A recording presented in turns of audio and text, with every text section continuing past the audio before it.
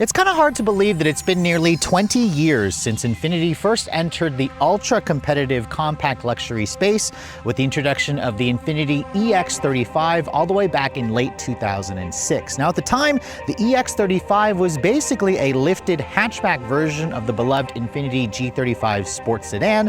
However, that was then, this is now, and back in 2019, Infiniti introduced an all-new second generation, renamed, of course, to the Infiniti QX50. This generation got a huge bump in interior space thanks to its new front drive architecture and also a boost in fuel efficiency because of a new high-tech variable compression turbocharged engine under the hood. Now, as you guys know, the compact luxury SUV space continues to evolve rapidly over the years. So as you can see this week, Infiniti has loaned us the latest QX50 autograph painted in this really attractive color called slate gray. So if you guys are in the market for a compact luxury SUV that isn't quite as common on roads as some of its rivals, has Infiniti managed to keep the QX50 a worthy option in this very competitive space? Stay tuned to find out.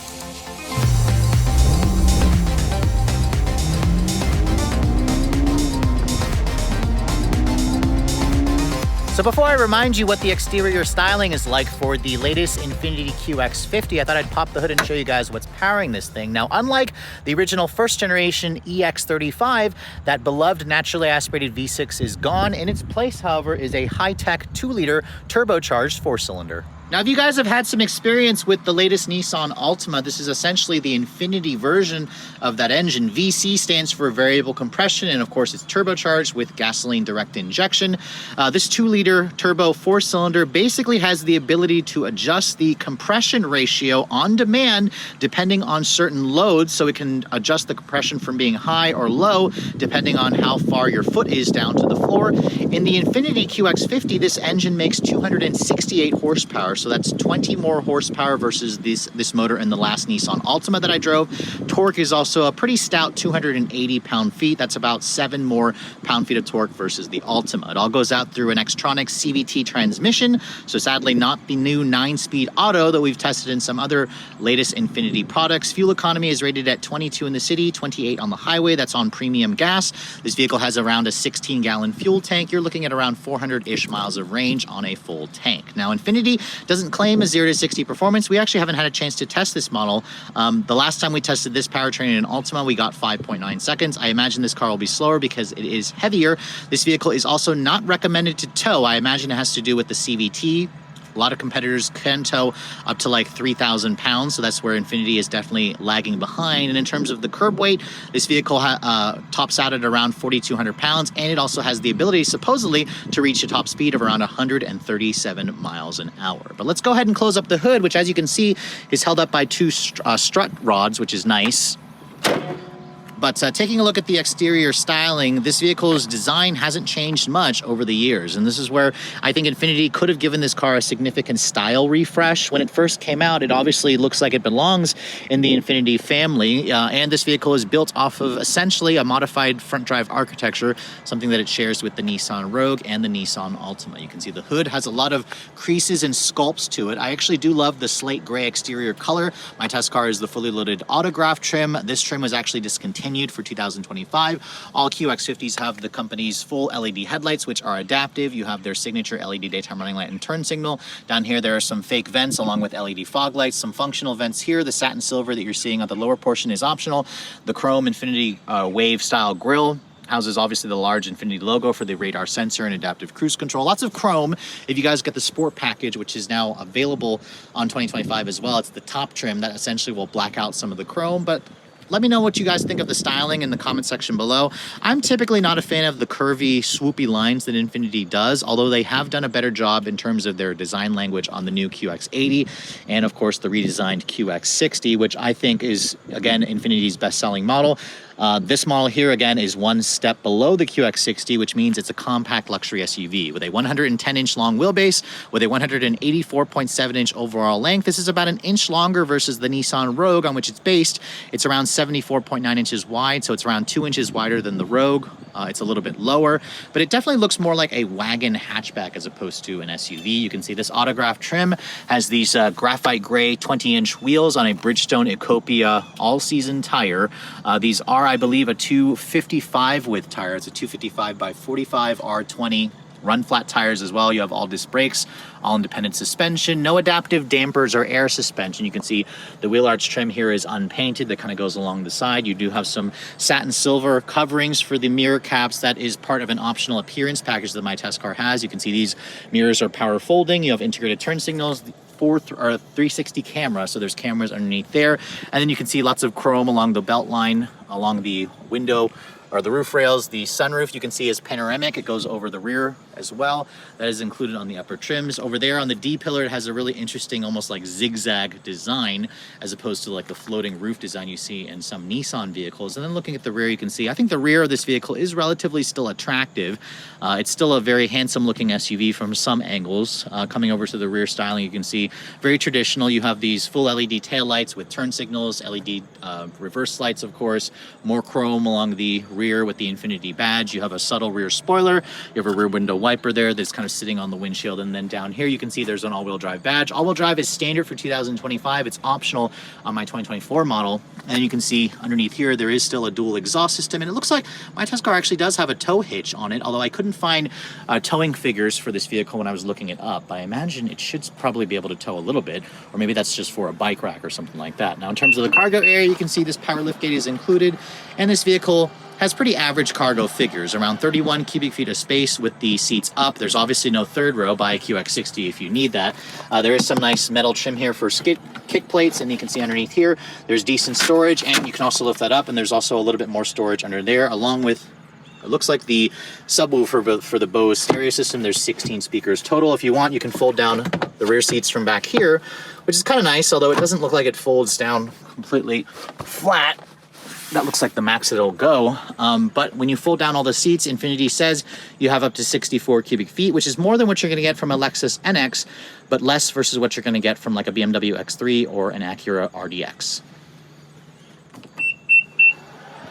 So on the outside, the QX50 really hasn't changed much over the years in terms of the design, but what about the interior? This is also where Infiniti really hasn't kept up with all of its newer rivals. Before we get inside, however, here's the key fob for the vehicle. You can see it has the newer Infiniti Intelligent Access key. We first saw this key fob, I can't even remember on which model, maybe it was the QX60 or something like that. But you can see it has the usual buttons here for remote start, lock, unlock, power liftgate, and panic function. It's basically an evolution of the older key, which I think is a good thing. This key feels good. It feels high quality. It's also not too big and bulky. As you approach the door handle, you can see lots of chrome all over the vehicle. If you essentially just push this button here, that locks the doors for you. That also will power fold the mirrors in. If you want to unlock the vehicle, just touch the back of the door handle and that unlocks the door for you. You can see this is just a traditional pull style door handle as opposed to like a digital latch system. Now, as you can see, my particular test car, the interior makes a wonderful first impression. This is kind of like a really interesting tri-color combination. It's a white leather that's semi-aniline with some blue and gray accents and contrast stitching. These seats adjust in, I believe, like 12 different ways for both front seats. You also have 2-person memory for the driver's side. These seats are also heated and ventilated. The semi-aniline leather also feels pretty high quality with the diamond quilted stitching. It definitely makes a great first impression, although I'm surprised there's no Infiniti logo there embossed on the actual seat back. You can see the high quality materials carry over onto the door panels where you have beautiful real leather and suede Alcantara. With contrast stitching upper here. You have these kind of gray natural maple wood accents which feel really high quality. It looks good as well, and you can see it's nice and padded over here. Window controls are one touch for all 4, and they actually have a pretty high quality feel to them. A lot of Nissan and Infiniti products have a really nice feeling switchgear. You have the 16 speaker Performance Series Bose audio system, which sounds decent if you guys are an audiophile, and then down here you can see it's just hard touch plastic with some additional storage, which is all pretty fine. Now, as I step inside the interior of this vehicle, you can see with its 7 inches of ground clearance, it has a pretty easy step in height. And when I shut the door has a relatively solid sounding thunk. For a vehicle that's built on such an old platform, it actually makes a great first impression. Starting the vehicle up, you can see start stop button is down here.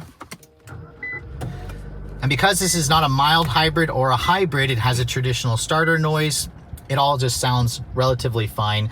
And when you get in here, you can see the dashboard materials also feel really nice. Same beautiful leather with the ultra suede and the tri-colors with the gray, or with the brown, the blue, and the white, and the maple natural accents there. It all makes a great first impression. This definitely feels more upscale in terms of the materials versus some of the rivals. Unfortunately, however, when you start looking at the technology, this is where the QX50 shows its age tremendously. Obviously, over here you can see the instrument panel looks like it's been pulled out of an Infiniti from 2008. It's got a 7-inch helper screen in the center with 2 analog dials. If you prefer traditional, that's definitely going to be nice. And then over here you can see you have their dual in-touch Infiniti infotainment system. So you have an 8-inch display over here, a 7-inch display down here. Thankfully, the company did add wireless Apple CarPlay a couple years ago. You can see my phone and my iPhone 16 Pro Max is hooked up to that now. The touch response is really slow and laggy, and the graphics are definitely looking old.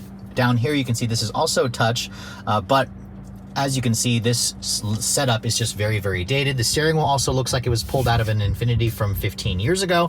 It does have a power tilt telescoping wheel, which is nice. It's got nice high quality leather with contrast stitching. These, controls are actual buttons over here. You have paddles on the wheel to control the CVT. I guess you can control some fake ratios. The horn, it actually sounds really terrible. I don't know what it is about the tone, but it almost sounds like it's broken. There's some aluminum look trim over here on the steering wheel, which is nice. Even though this is an old steering wheel, it does feel good in your hands, which I appreciate. And then, of course, coming back over here, you can see going back to the native system. If you want to click that, you can go basically to the Apple home screen there. The native system, you'll basically be able to access by kind of clicking on a couple of things over here. First of all, go back to the menu there. You can go to a climate setting here. You can go to your audio information. I do appreciate how you kind of have the two different looks over there. And you can also pull up the embedded GPS system, although I'm not entirely sure why I'm having trouble finding the embedded GPS system. There's the home display over there. Anyways, dual zone climate, you can see there's a lot of actual buttons over here. You have an actual volume knob here, and then again, this is showing just how old this car is. There's still a CD player, unbelievably. Most cars have gotten rid of CD players, but obviously not Infiniti. They still offer a CD player, which is honestly very surprising. I'm really shocked that I'm having trouble struggling trying to pull up the embedded GPS on this car. Typically, you just push the home button here, but I can't seem to get out of the CarPlay screen over here. So if I hit information there, it goes to their touch services. I'm really shocked that I can't figure that out. Usually there's like a navigation button here, but perhaps this car doesn't have any embedded GPS, although it says right there it's got points of interest and destination by Google. You do have heated and ventilated seats, as you can see, although most manufacturers make this a different color depending on when you have the heat or cooled seat. It's either red or blue. Surprised Infiniti didn't want to do that. I appreciate the volume knob. You have 2 USB chargers here, a USB-A and a USB-A and a C, and then you can see the wireless phone charging pad here was added a couple years ago. There are some cup holders here, a little bit more storage. You have a shifter here. This controls your CVT transmission. You push this trigger, push it up to go into reverse. That brings up your full 360 camera, although the graphics are just looking horribly dated, really grainy. And it really, again, shows you that Infiniti needs to seriously upgrade the infotainment system. They have a new system in the QX80, twin 14.3 inch display, so I'll be looking forward to seeing that whenever it comes up. And finally, I found the map button here. Push that button. You can see there's the embedded GPS. Oh my God, that took me forever, which looks really, really old. This is not Google built in, or not like the new infotainment system or software we saw in the QX80. For example, you can see you can use this little rotary dial here to control that if you'd like, or you can also use the screen. Push that button over here. It brings up the camera again. There's a little dedicated back button here. But again, the layout of this system is just horribly sloppy, horribly dated, and it really just shows you that Infiniti needs something brand new to bring to the table, especially for this model here. Your drive mode selector is here. You can see there's a Eco, Standard, Sport, and Personal drive mode. Personal can allow you to kind of tailor things to your liking. There's an electronic parking brake here. I like this material here, how it's not a shiny piano black plastic at least, so I appreciate that. I also like how there's leather and Alcantara kind of coming from this upper portion down to this lower portion and continuing over the center console, which is somewhat padded. If I push that open, you can see there's a decent amount of storage in there. Some of my camera equipment fits in there pretty nicely. And then, like I mentioned earlier, the seats have a semi-aniline quilted leather. They feel really high quality and plush. They actually surprisingly hold you in place nicely. The seats are good. They are heated and ventilated, although the cooled function doesn't work all that well. There is some ambient lighting in this vehicle. There's a kind of like a soft white ambient light kind of underneath the trim pieces of wood and going into the door panel, into the door handles, which looks nice, but you can't actually change the color like you can in a lot of competitors. Opening up the glove box, you can see it goes into the dash. It's damped when it's lined with felt. Not the largest dash glove box, obviously. You do have an auto dimming rearview mirror, which is frameless, but no digital camera mirror. I also appreciate the suede Alcantara on the headliner, and on the A pillar, that's unexpected. You also have LED map lighting in here, which is nice. The big panoramic roof also opens to vent air. It also has the retractable shades. So overall, this interior build quality and materials seem good. I didn't notice any squeaks and rattles, thankfully. It just has woefully old tech, which Infiniti has a new system in a lot of their other models, so I cannot wait to see what they do for the next generation QX50. But let's go ahead and hop into the backseat area and show you guys the space. Because this vehicle was moved to the Nissan Rogue architecture, it does have significantly more interior space than the original EX35 and 37. You can see over on the rear door panels, it has these manual retractable peasant blockers. You have the same beautiful leather and ultra suede with the wood and aluminum trim, padded leather over here. These seats also do give you the ability to recline them, and you can also fold them down, and you can see that's the flattest it'll go, which there's still a little bit of a hump. If you want to put the seat back, you can see you can adjust the recline. It still has the same quilted perforated leather. These seats are also heated, but not ventilated. The leather thankfully feels pretty plush and high quality. Now, you can essentially recline this seat. You can see that's how much you can recline it. It gives you a decent amount of recline. These seats are also fixed as I shut the door. The door has the same solid-ish sounding thunk from the front seat area. And then in terms of rear seat legroom, Infiniti says there's 38.7 inches back here. This is pretty much where I have the seat to drive. That's actually a pretty good amount of legroom compared to rivals like the Lexus NX. This has about 2 more inches of rear seat legroom. Not a completely flat floor back here, but I can get back here, sit comfortably and cross my legs. You do have rear seat air vents. Thankfully, you have your own set of climate. So it's a tri-zone climate. You have 3-level heated seats along with 2 USB charging ports. You have 2 storage pockets over here, which is nice. And if I fold this down, you can see there's an armrest with 2 cup holders as well. The headroom space, as you can see, is pretty good. I have a couple solid 2 inches probably from my head touching the ceiling, but overall, because this vehicle is built on a front drive platform, you can clearly see it has the space that you are looking for if you want to use this as a family vehicle. But again, there are some horribly dated ergonomics with this car, especially with those screens, but at least it offers some pretty decent space in the back seat. So here we are back behind the wheel of the compact luxury SUV from Infiniti, the QX50. It's hard to believe it's been about 3 years since I had a chance to drive this vehicle. I remember the last one Infiniti sent over was white. It was also the autograph trim. However, it also had this same white interior, which definitely still looks nice. But I have to say, this car has not changed very much at all in the last 5 or 6 years since this generation first came out back in late 2018. Really, it's more like 7 years. And that's kind of where the QX50 has a problem, because I think a lot of change is necessary for this vehicle, because it definitely felt oldish there, and now it just feels really, really dirt old. But again, if you're kind of okay with that, let's just see if this thing is still worth a look. Now, in terms of the driving dynamics, I'm noticing right away this car feels a little bit soft and wallowy.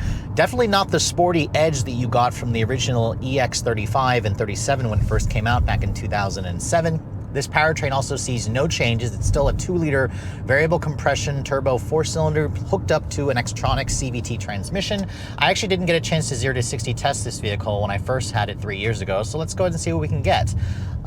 This vehicle now is standard with all-wheel drive. My test car has the all-wheel drive, but let's go ahead and brake torque it.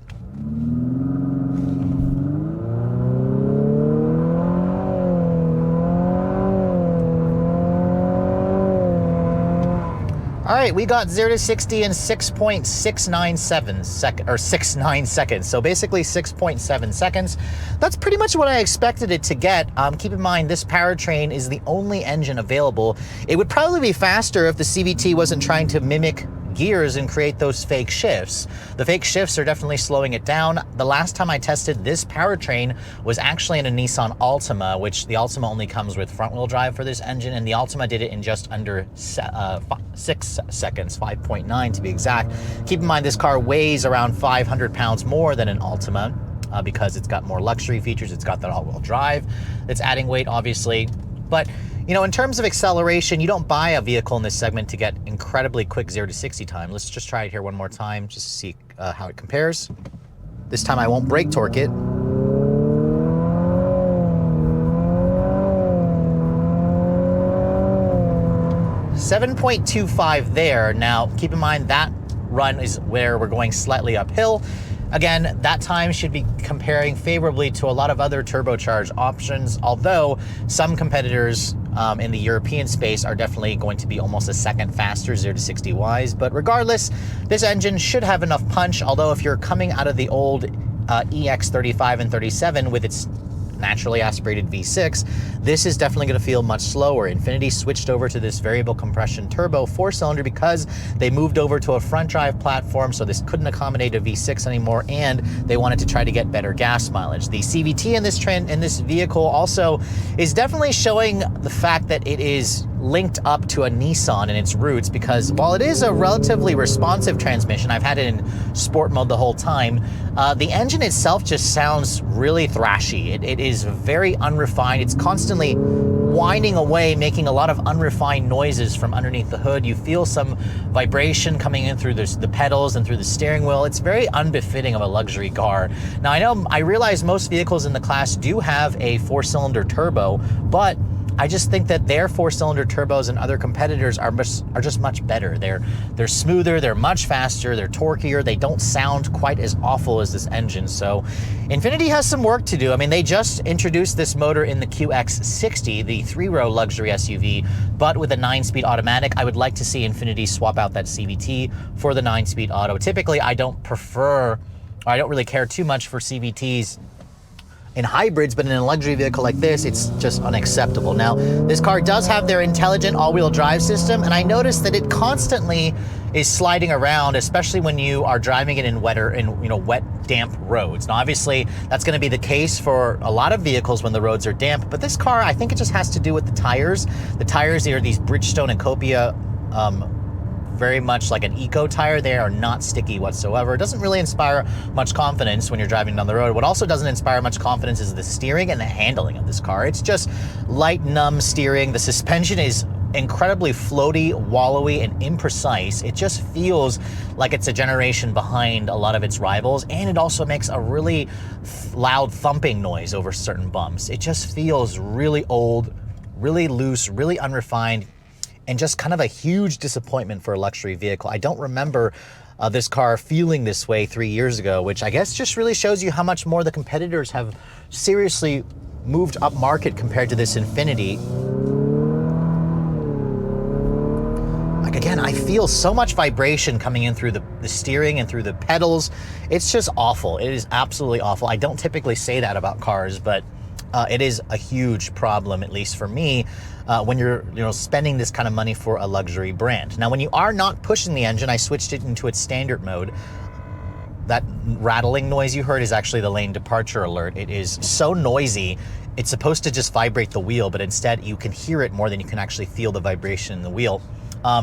In terms of just driving it around normally when you're not pushing the engine, the car is relatively quiet here. There's not much road noise or wind noise. It's mostly just engine noise and suspension crashing. The seats are also pretty comfortable. These are the white semi-aniline perforated leather, which are heated and ventilated. No massaging seats, but the cushion feels good. The padding feels nice. The visibility out of the front and the side is decent. The view out of the back is also fine. There is no digital camera, rearview mirror.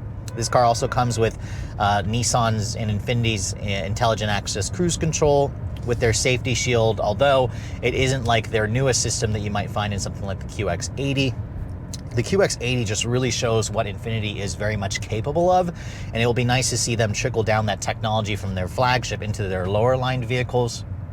But overall, just driving the car normally, it'll drive fine in these type of conditions. You'll just really notice how it's very unsporty and very soft and wallowy, but at least the ride quality is on the smoother side once you kind of get past the crashingness and thumping suspension over some bumps.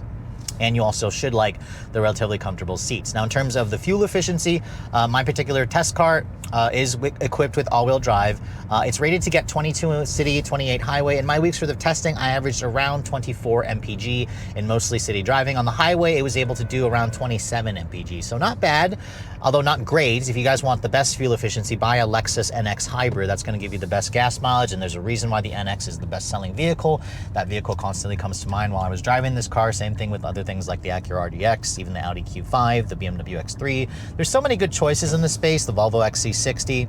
This car just very much feels like a forced, choice. Like, why, to me, I'm like, why would you pick this? Especially considering it's not any, on paper, it's very expensive, although I'm assuming Infiniti dealers will probably throw you a nice, hefty discount so you can get these for a deal. I mean, overall, I think this car has so much potential because the compact luxury space is a segment that does really well. And this is where this car is seriously failing. It has been dropping sales numbers like crazy ever since it first came out. In fact, Infiniti only does about half the sales that they used to when this generation first came out. And after spending a week with the vehicle, I can clearly see why. So I'll be curious to see what Infiniti does for the next generation. A new generation honestly can't come soon enough. But from a driving perspective, this is definitely geared more toward comfort. If you're a driving enthusiast and you're looking for a sportier driving SUV or looking to replace your Infiniti EX35 or 37, my recommendation, look elsewhere, because there's a lot of other sportier models that simply don't cost that much more than this vehicle.